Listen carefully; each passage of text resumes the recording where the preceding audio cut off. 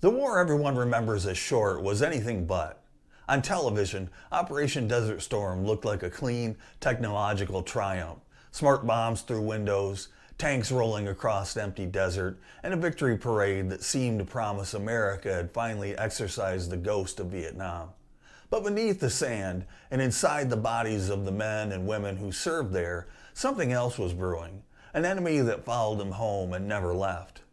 When the last tanks left Kuwait in 1991, the troops expected normal life to resume. Instead, they came home changed. Some couldn't sleep, others couldn't think straight.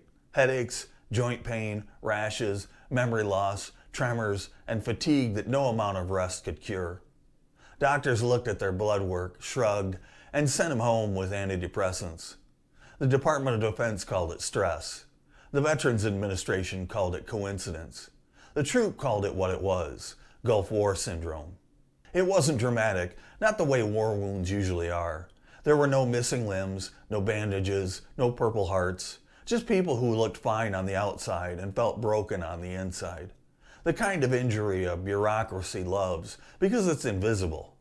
At first, nobody wanted to hear it. The narrative of the clean war was too valuable to question. America needed a win, and Desert Storm delivered, at least on paper. Less than 400 U.S. combat deaths, 99% of sorties completed, precision, professionalism, pride. To admit that the same war had poisoned its soldiers would have been to rewrite the ending. The complaints started in whispers. A few veterans told doctors they couldn't shake a cough or a fog in their heads. Then the whispers became noise. By late 1991, veterans' hospitals were filling with men and women describing the same bizarre mix of ailments. None of it made sense to military medicine, which was still tuned to bullets and blast trauma, not biochemistry. Those who pushed for answers found themselves dismissed, or worse, branded malingerers, accused of trying to cash in on benefits. Psych evaluations became standard procedure. If the lab work came back normal, the patient must be imagining things. Never mind that hundreds of others were imagining the same thing. The irony is cruel. The war that ended in 100 hours on the battlefield turned into a 30-year fight in the doctor's office. In time, veterans began comparing notes. Patterns emerged. Entire units were sick. Mechanics, clerks, MPs, radio techs, people who had never even fired a shot. The common denominator wasn't combat, it was exposure.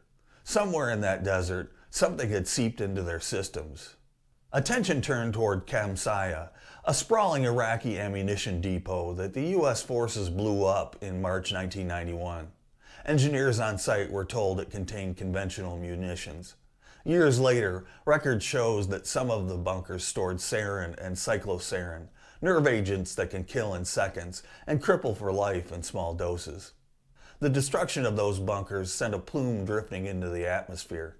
Troops nearby remember hearing the explosions and feeling the wind change.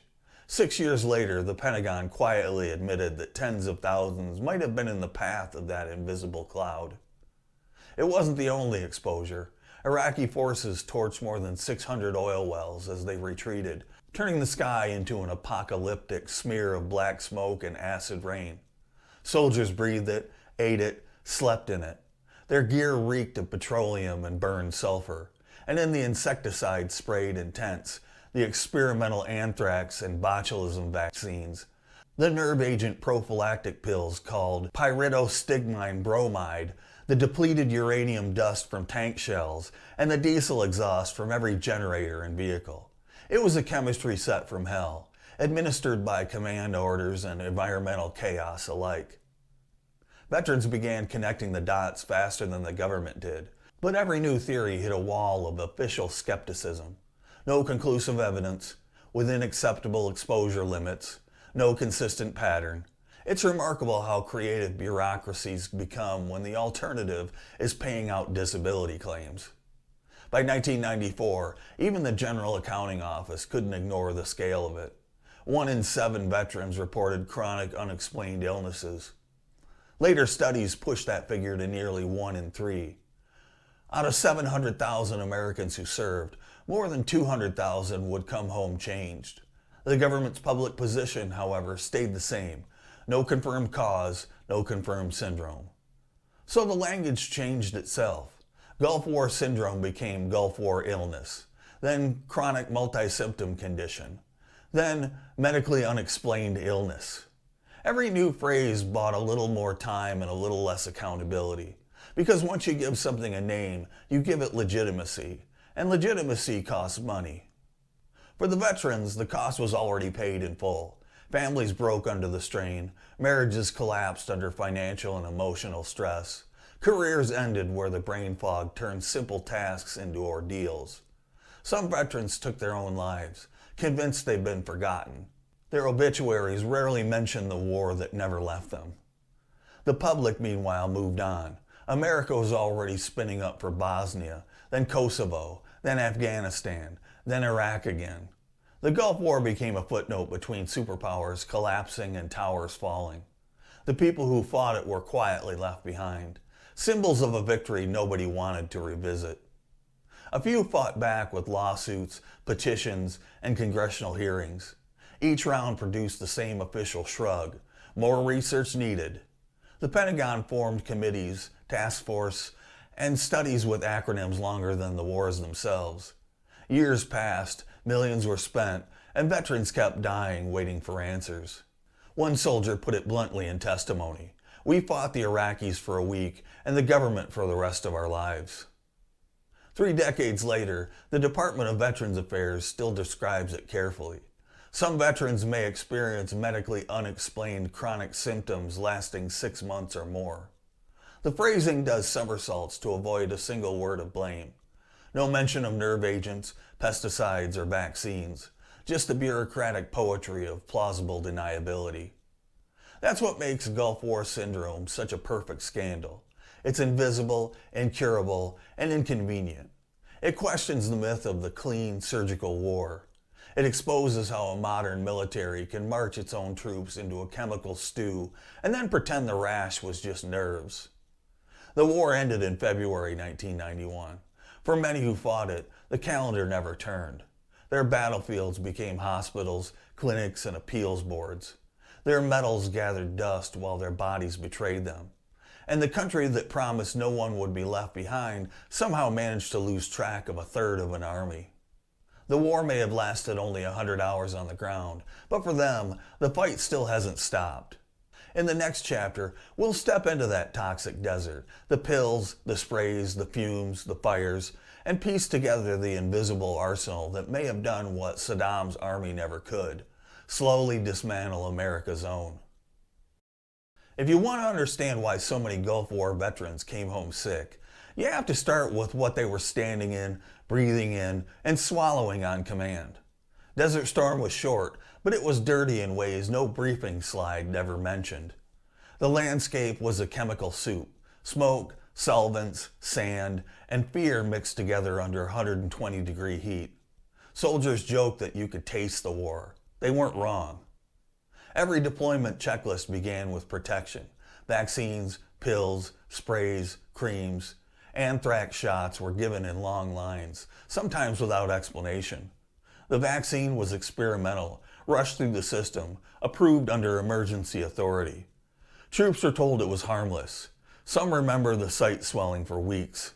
Others remember flu-like symptoms that never quite went away. Then came the pyridostigmine bromide tablets, meant to protect against nerve gas. They were handed out like Tic Tacs, small chalky pills that altered the body's chemistry, so that if you were hit with sarin or VX, you'd maybe have a fighting chance. The problem was, no one knew what they'd do to a human body that wasn't actually being attacked by nerve gas.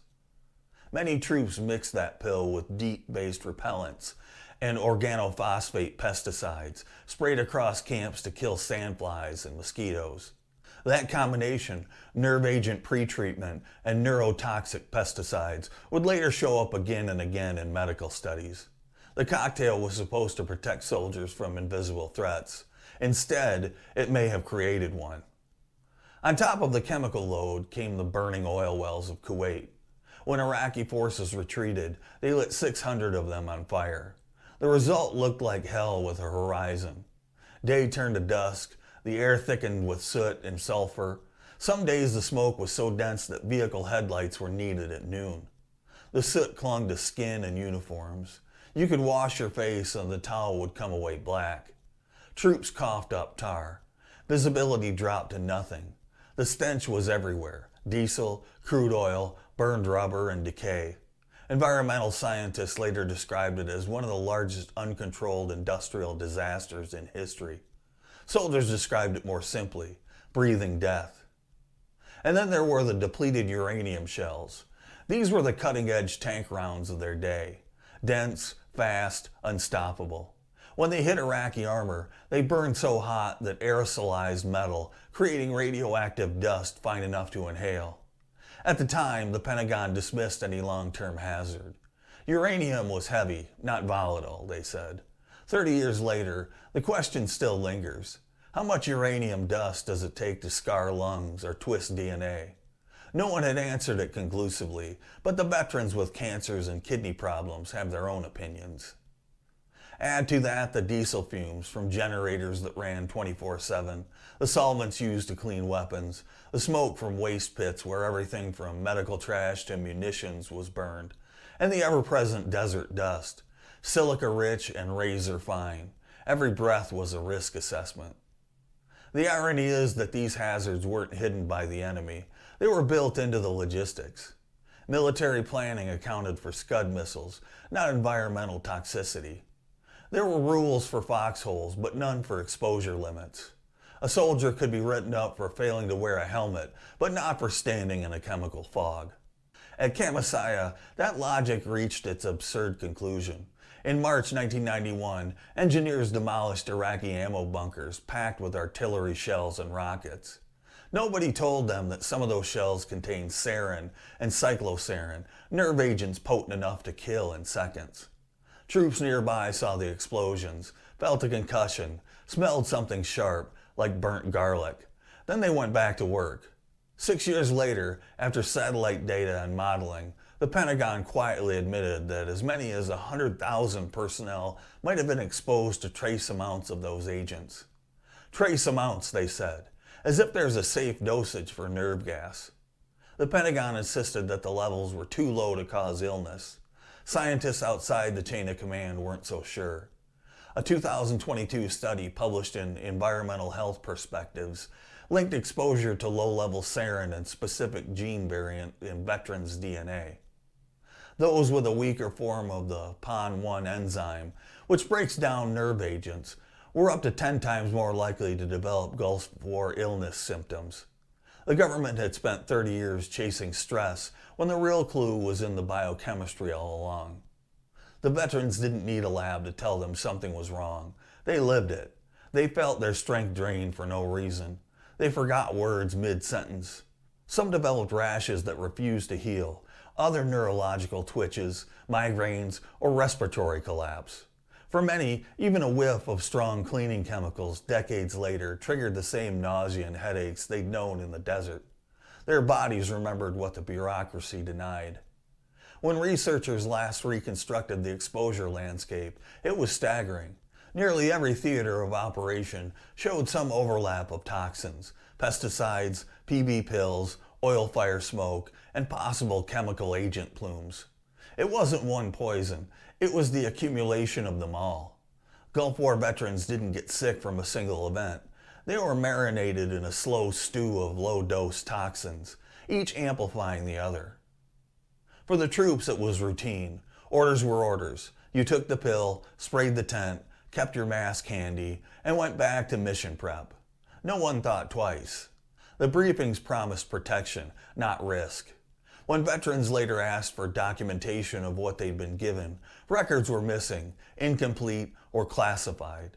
In some units, medical logs were destroyed after redeployment. Accountability was buried under the same sand. The military did conduct environmental monitoring, sort of. Devices known as Fox vehicles were deployed to detect chemical agents, but their data were rarely archived or shared. Troops recall alarms going off in the night, followed by radio silence and orders to ignore false positives. Decades later, declassified reports confirmed multiple detections of nerve agent signatures during Desert Storm.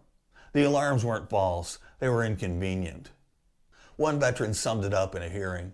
We were told to take a pill to survive a weapon the government now says was never used. That contradiction became the heart of the mystery. If there were no chemical weapons, why the prophylactic drugs? If there was no exposure, why the sickness? If it was all in their heads, why did so many share the same symptoms?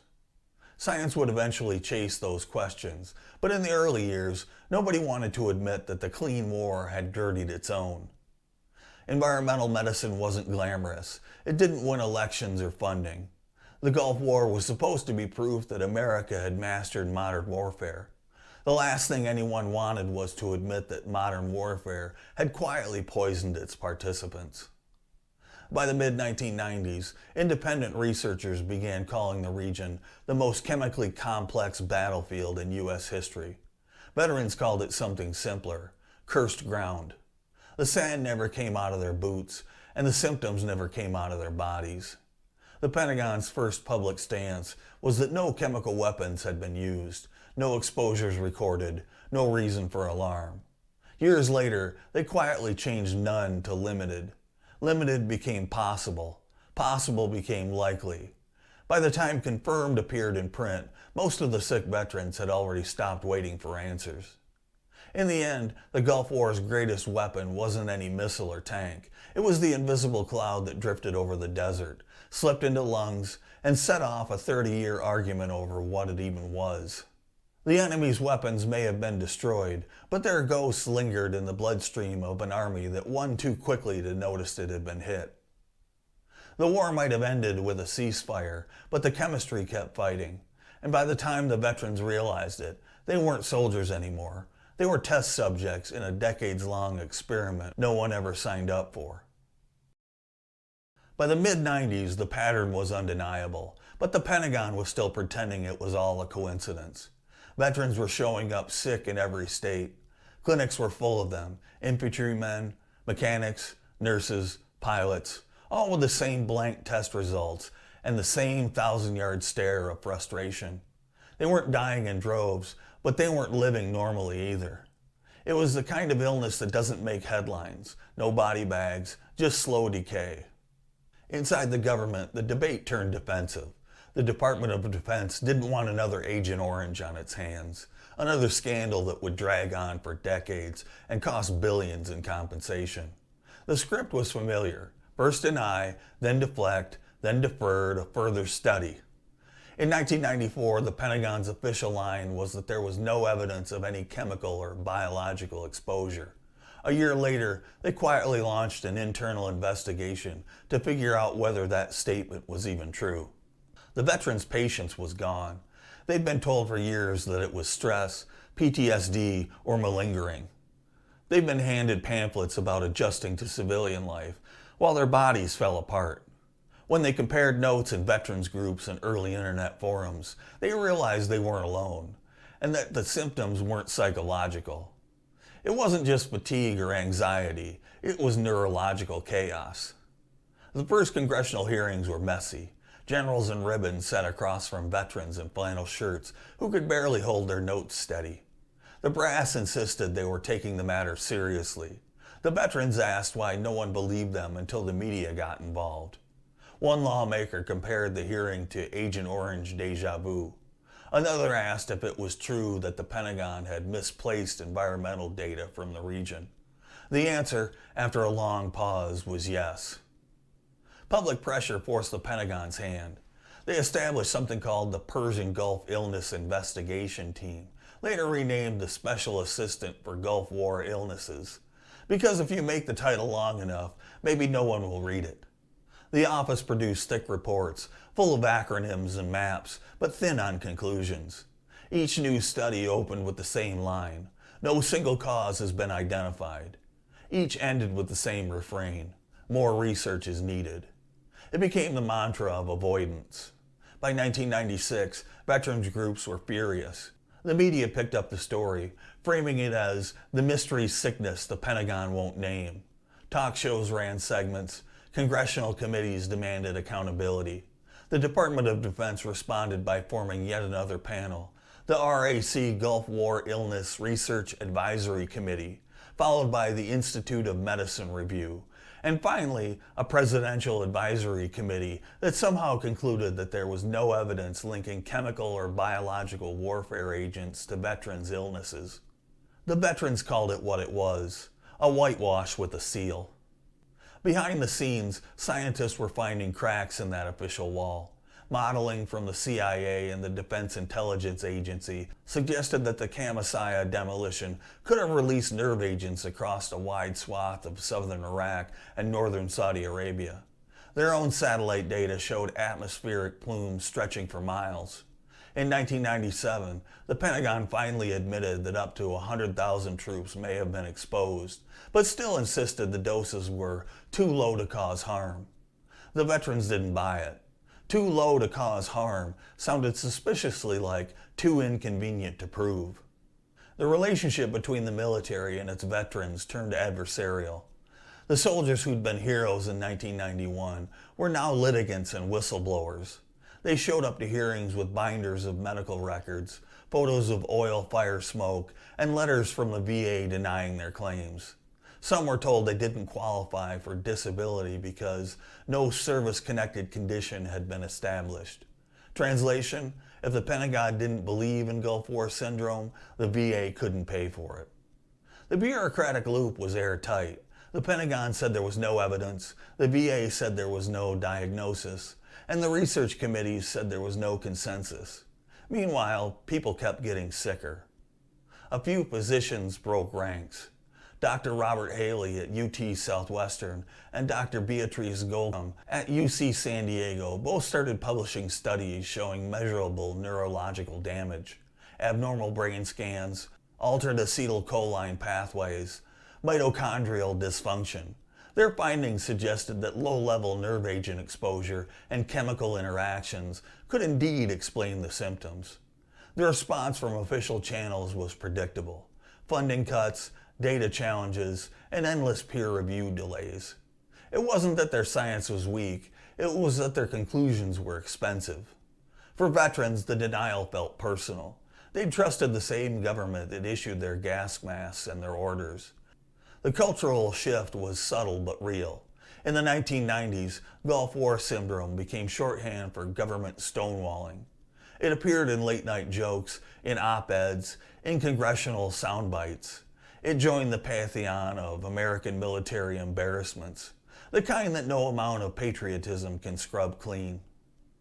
The military hated that image. They ramped up outreach, launched new studies, opened call centers.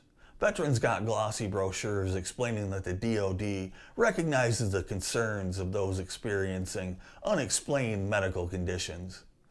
What they didn't get was care. Recognition without responsibility is just branding. Then came the lawsuits. Hundreds of veterans filed against defense contractors who manufactured vaccines, pesticides, and the PB pills. Some sued the government itself. The courts dismissed most cases, citing the Ferris Doctrine, the same law that prevents soldiers from suing the military for injuries suffered in service. It was insult stacked on injury, literally. In 1998, then Secretary of Defense William Cohen finally acknowledged that mistakes had been made in how the department handled exposure data. He called for transparency. It sounded like progress until you read the fine print. Transparency didn't mean accountability. The reports were released but redacted. The conclusions were public but cautious. Even as late as 2004, the Institute of Medicine was still referring to Gulf War illness as a condition of uncertain etiology. That's medical Latin for "we still don't know" or "don't want to say." The irony is that by the early 2000s, new wars were already repeating the cycle. Troops in Iraq and Afghanistan were standing near burn pits, inhaling diesel smoke and melted plastic, while the Pentagon promised no long-term effects. The veterans of the first Gulf War watched it unfold with grim familiarity. History wasn't repeating, it was looping. For them, the denial years had carved deep scars. The fight for recognition became more than a medical battle. It was a moral one. They weren't just demanding treatment, they were demanding acknowledgement that the government's version of events had been false. By the end of the decade, even cautious researchers began using the word illness instead of stress reaction. It was a small linguistic victory, but for the veterans, it meant everything. A word, finally, that didn't blame them. The Pentagon still avoided syndrome. That word suggested permanence, something chronic, something they'd never fix. Illness sounded temporary, treatable, politically survivable. But after years of stonewalling, the truth had leaked out anyway. Chemical exposures, toxic environments, failed oversight, each documented, each undeniable. The mystery had been solved in fragments, just not officially declared. The denial years were over, at least on paper. What came next was worse, the scientific trench warfare to prove what everyone already suspected. Science eventually caught up to what the veterans already knew in their bones, literally. For years, every theory about Gulf War illness had been treated like a conspiracy until the data became too big to bury. The first breakthrough didn't come from the Pentagon or the VA. It came from the fringe researchers who refused to shut up.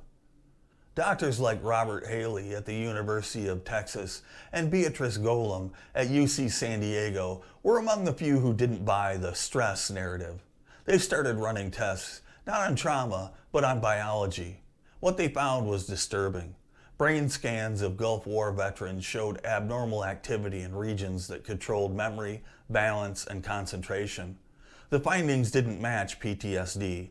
They matched toxic exposure. The soldiers weren't anxious, they were poisoned.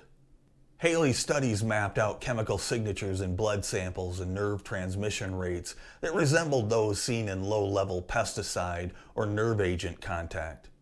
Golomb's team took it further, linking the mitochondrial damage inside cells to the symptoms veterans described: fatigue, muscle weakness, cognitive fog. In plain English, their body's energy systems were malfunctioning.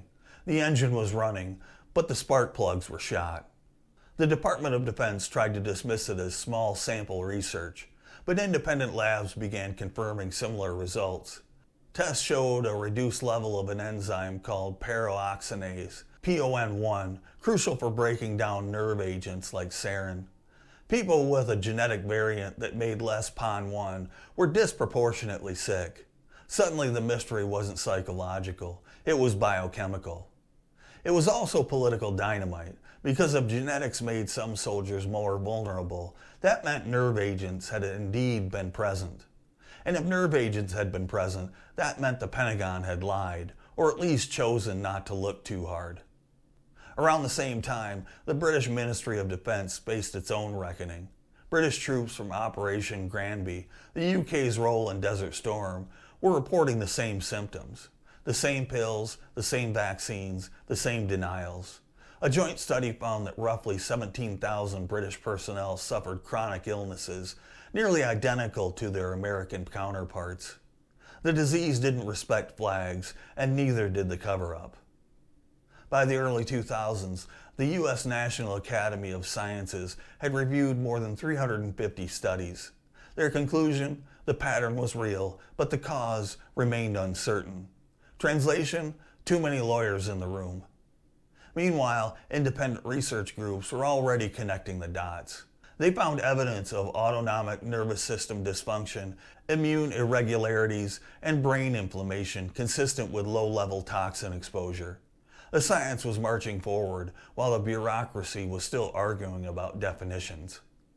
The Department of Veterans Affairs, facing public pressure, funded new research, but with a leash attached. Studies were allowed, but conclusions had to pass through layers of review. Anything that pointed toward nerve agent exposure, vaccine interactions, or pesticide toxicity was marked as inconclusive. For veterans, it was déjà vu all over again. Agent Orange had been inconclusive too, right up until it wasn't. Still, persistence paid off. By 2008, the Research Advisory Committee on Gulf War Veterans' Illnesses delivered a bombshell report. Gulf War illness was a real and serious condition affecting at least 1/4 of deployed personnel. They found strong evidence linking it to pyridostigmide bromide pills and pesticide exposure, exactly what troops had been forced to take and breathe. The committee's chair, James Binns, went further, accusing federal agencies of downplaying the illness to avoid liability. It was the first time an official document used language that blunt. The report landed with a thud in Washington. The VA thanked the committee for its work and quietly filed it away. Publicly, they promised to review the findings. Privately, little changed. The committee was disbanded in 2014, and its successor was restructured to focus on symptom management rather than cause. The message was subtle but clear. Study the treatment, not the guilt. Meanwhile, the veterans' health kept deteriorating. Many were now in their 40s and 50s, struggling with chronic pain, cognitive decline, and immune disorders. Some developed Parkinson-like tremors, others autoimmune diseases. The pattern fit toxic exposure perfectly, but the official answer was still unexplained. Modern imaging finally gave the invisible war a face. PET and MRI scans revealed literal holes in the brain's white matter, patterns that matched organophosphate poisoning, the same type of chemical found in nerve agents and pesticides. Researchers called it structural confirmation. The Pentagon called it interesting. One 2022 study from UC San Diego delivered perhaps the most conclusive link yet. It found that veterans exposed to sarin gas were far more likely to develop Gulf War illness, and the likelihood spiked dramatically for those with the low PON1 genetic variant. After 3 decades of denial, the science had caught the Pentagon in a lie of omission. The illness wasn't a mystery, it was a chemistry, written in DNA. The press barely noticed. By then, America had fought 2 more wars, and burn pits had replaced nerve gas as the new scandal. Gulf War illness had become old news, but to the men and women who lived it, vindication came quietly in the form of footnotes and journal citations. They were right all along. Even so, recognition didn't translate into care. Veterans still had to fight through appeals to prove service connection. The VA's rating system remained a labyrinth of outdated codes that didn't recognize Gulf War illness as a standalone condition. Each claim had to be built symptom by symptom, like assembling a jigsaw puzzle while blindfolded. Scientists pushed for targeted treatments, mitochondrial therapy, antioxidant protocols, nerve repair trials, but funding lagged. Most studies operated on shoestring budgets compared to other military health projects. It was cheaper to study post-traumatic stress than a toxin the Pentagon might have unleashed itself. Still, the data piled up. Each new paper tightened the noose around the official narrative. What started as no evidence had become some evidence, then probable cause, and finally confirmed association.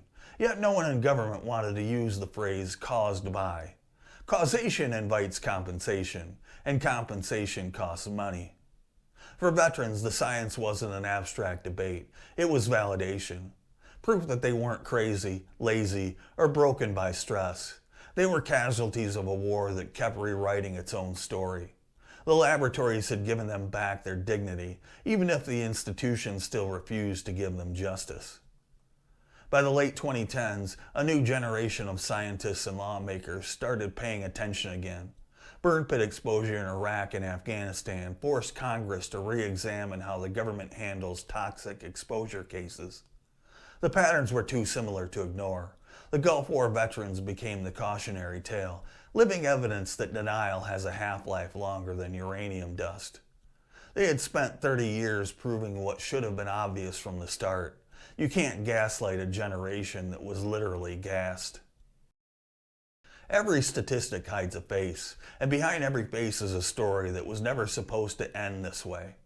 For all the data, studies, and hearings, Gulf War illness remains, at its core, a human catastrophe that played out in living rooms, hospitals, and VFW halls across America.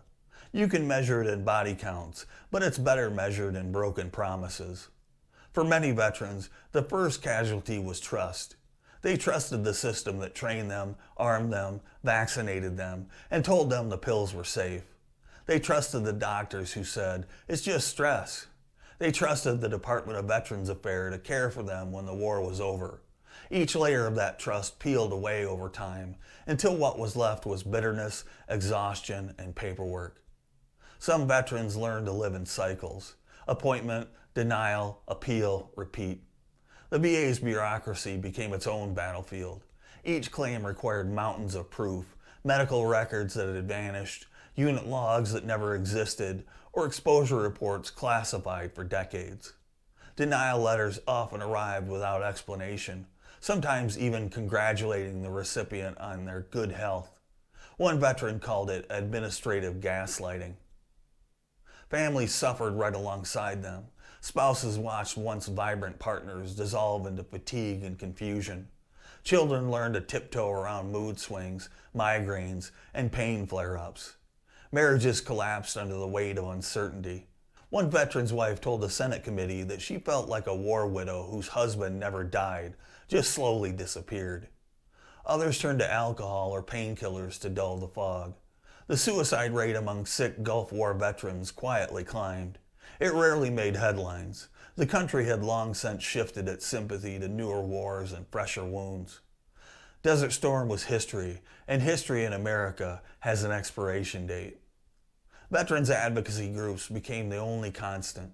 Grassroots organizations like the National Gulf War Resource Center and the Veterans for Common Sense filled the vacuum left by official indifference. They organized town halls, tracked denied claims, and partnered with researchers who hadn't given up. Most of them were run on donations and volunteer hours. Their meeting spaces were modest: church basements, Legion halls, sometimes Zoom calls. But the discussions were fierce. Veterans compared symptoms, swapped advice, shared medication lists like intelligence reports. The government's tone changed only when the political cost of ignoring them became higher than the cost of action. Hearings were televised again. New studies were commissioned, each promising to be the one that would finally get to the bottom of this. They rarely did, but they kept the illusion alive that progress was being made. For the veterans, progress was measured in inches. In 2014, Congress passed a bill authorizing continued research and treatment for Gulf War illness, recognizing it as a legitimate condition for certain compensation claims. It sounded like victory until the fine print revealed that the burden of proof still lay with the veteran. They had to show not just that they were sick, but that their sickness was directly connected to service. A cruel catch-22 when most exposure records were destroyed or still hidden. In time, the story slipped from the front page entirely. New generations grew up knowing Desert Storm only as a paragraph in a textbook, a war of precision bombs and cheap gasoline. Few remembered that 1 in 3 of those who served came home changed. Gulf War illness became an echo, a phrase tossed around on niche veteran forums and buried in medical journals. But for the ones living it, it never stopped echoing. Some found themselves fighting on 2 fronts, the illness and the disbelief. Even sympathetic doctors often threw up their hands. There was no simple test, no cure, no tidy protocol. Many veterans were diagnosed with chronic fatigue syndrome or fibromyalgia, genetic categories that meant, essentially, we don't know. For men and women trained to find answers under fire, that uncertainty was its own torture. The physical symptoms were only part of it. The emotional toll ran deep.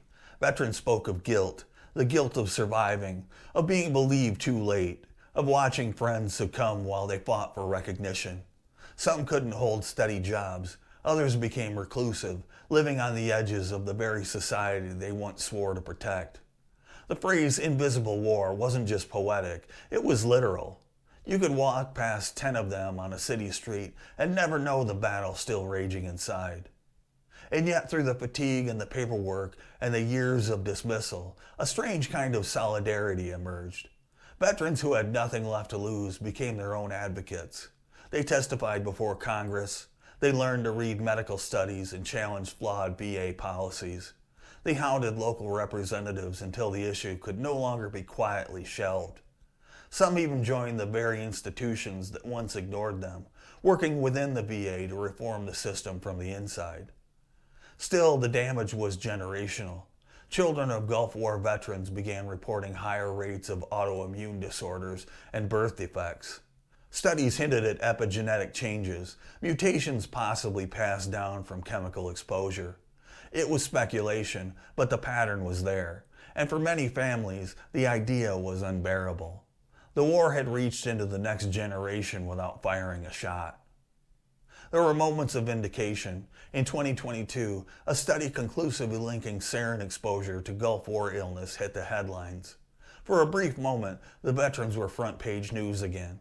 The Pentagon's carefully worded response avoided the word apology, but it finally conceded that the illness was real. 3 decades late, but real. Some veterans said it felt like a weight lifted. Others said it just confirmed what they'd known since the day they came home. The truth doesn't need permission to exist. For those still alive, the war had never really stopped. Their battles were measured not in ground gain, but in minutes of clarity, hours of pain, days without exhaustion. Their enemy had no flag, no uniform, and no surrender terms.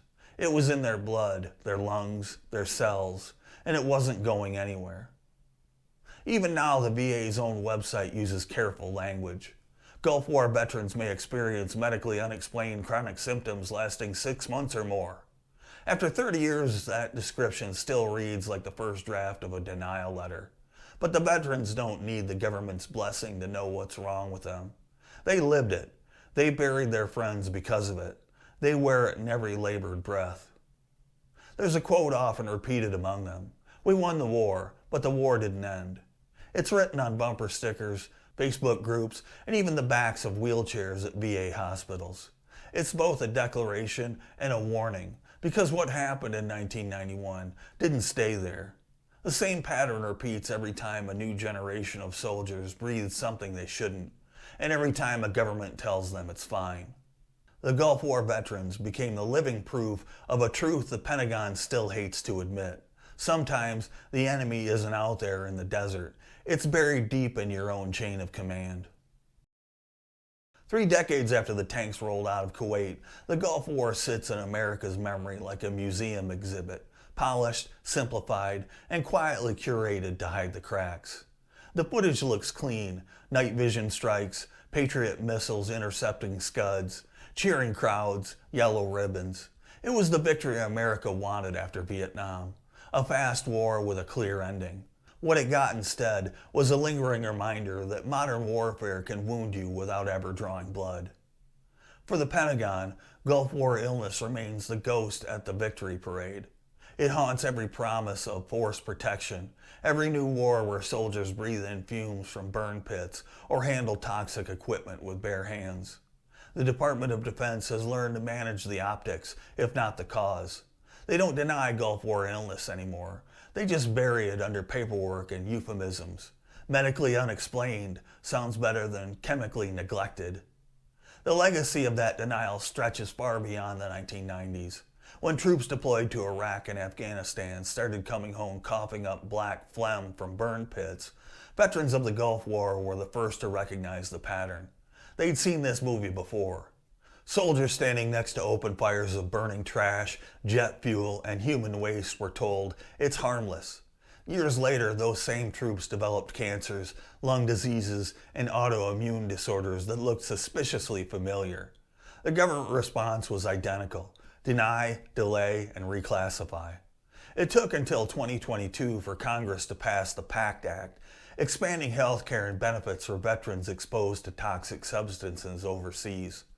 Lawmakers framed it as progress. Gulf War veterans saw it as deja vu with better PR.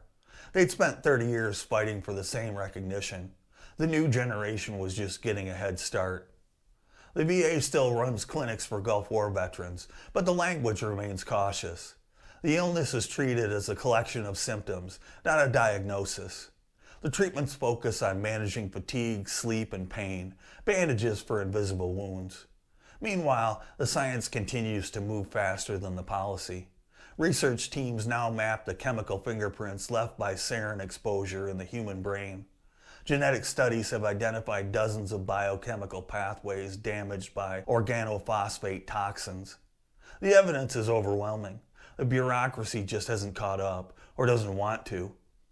For the soldiers who lived it, the legacy is less academic. Many are now in their 50s and 60s. Their youth spent on the desert floor, their middle ages spent in waiting rooms. Some can't remember the last time they felt healthy. Others are gone. Suicide, cancer, organ failure, casualties of a war that never really ended. Their families still fought for benefits long after the funerals. You can find them at VA hospitals, still swapping stories in the hallways. They compare medications like ammo lists, trade doctors' names like call signs, and joke that the VA's motto should be, "Hurry up and wait." Humor is a survival tool. It always has been. They've learned that laughter is the only thing that bureaucracy can't red tape. The public, for the most part, doesn't know. Gulf War illness doesn't fit the narrative of glory or trauma. It's not cinematic. There are no battlefield heroics or flag-draped caskets, just slow, invisible corrosion. It doesn't make good television, so it's been allowed to fade into the background, a historical footnote between the fall of the Berlin Wall and 9/11. But beneath that quiet lies a truth that will outlast every parade. The cost of war doesn't end when the shooting stops. Every modern veteran program now carries the fingerprint of the Gulf War. Toxic exposure registries, mandatory environmental assessments, post-deployment screenings, they all trace back to the mistakes of 1991. The Pentagon learned, but not because it wanted to. It learned because the thousands of sick veterans refused to shut up. Every lawsuit, every hearing, every obituary forced the government to evolve. Progress, in this story, has always been written in medical files and death certificates. Even the military's current approach to biodefense carries echoes of that desert. The same nerve agent detection networks, the same chemical protection doctrines, the same research institutions born from the Gulf War scandal still shape how the Pentagon prepares for tomorrow's battlefields.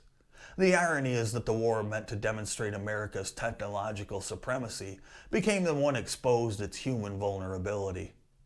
In 2021, a House committee revisited the subject. The transcript reads like deja vu, scientists presenting proof of mitochondrial damage, lawmakers expressing concern, and Pentagon officials assuring them that progress is ongoing. One congressman, himself a Gulf War veteran, summed it up perfectly. We are still waiting for the Pentagon to catch up to what the science already knows. The science knows plenty. The veterans know more. The institutions, though, prefer to forget. It's easier to celebrate victories than to account for what they cost. The Gulf War will always be remembered as the war that ended quickly and cleanly. The truth is that it never ended at all. It just changed shape, moving from the battlefield into the bloodstream.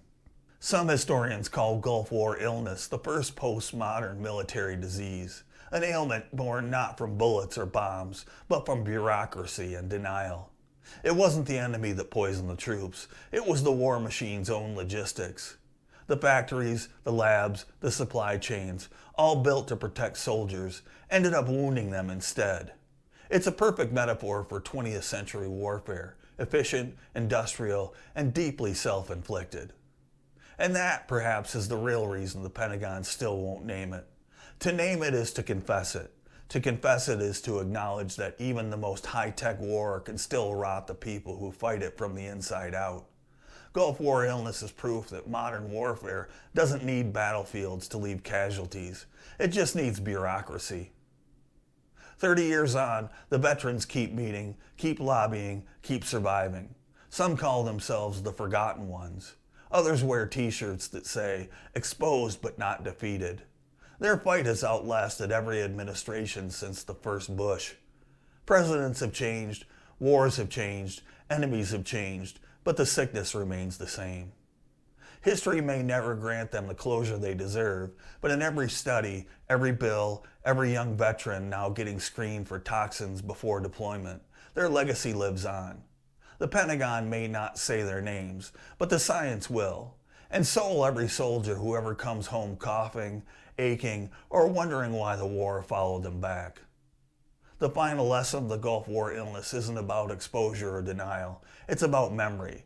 Not the kind that fades with time, but the kind that scars. Because wars don't end when the shooting stops. They end when the truth does. I'm Dave. I appreciate you watching. Please subscribe, like, comment, and share. And until next time, stand tall. Oh, Dave.